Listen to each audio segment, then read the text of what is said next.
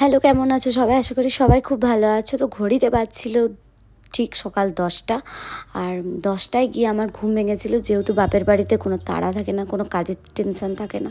তো ঘুম থেকে উঠেই দেখলাম কিন্তু জেঠিমণি, মা সবাই দুপুরে রান্নার জন্য অলরেডি প্রস্তুতি শুরু করে দিয়েছে।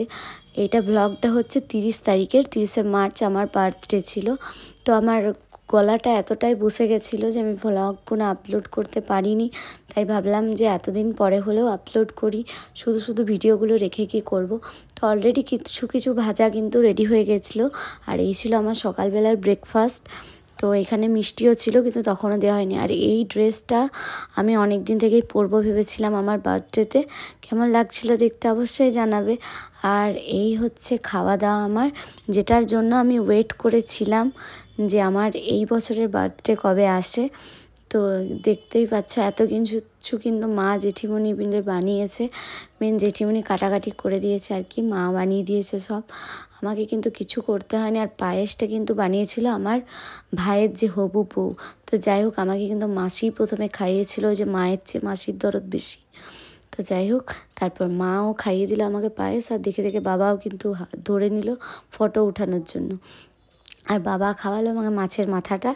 আর তারপর আমাকে জেঠিমণিও একটু পায়েস খাইয়ে দিল, ছবি টবি উঠানোর জন্য সবাই খাওয়ালো আর কি। তো তারপর এখানে আমি বললাম ঠিক আছে একটুখানি আমিও খেয়ে নিই।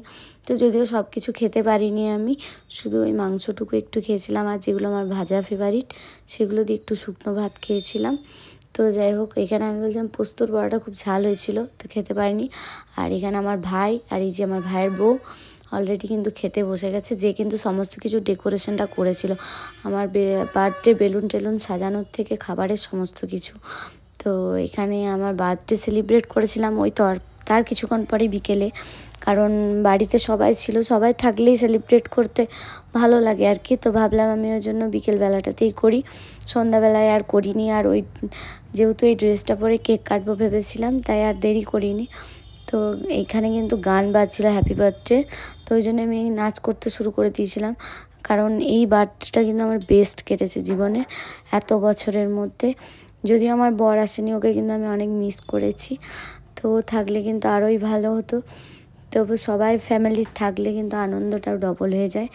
আর সবাইকে কেটে কেটে একটুখানি করে কেক খাইয়ে দিচ্ছিলাম, যেহেতু বার্থডে বলে কথা। আর আমাকেও সবাই একটু করে খাইয়ে দিচ্ছিল। তো যাই হোক, ভিডিওটা কিন্তু অবশ্যই তোমরা পুরোটা দেখে আমাকে জানাবে তোমাদের ভিডিওটা কেমন লাগলো। আর এটা হচ্ছে আমাদের জেঠু।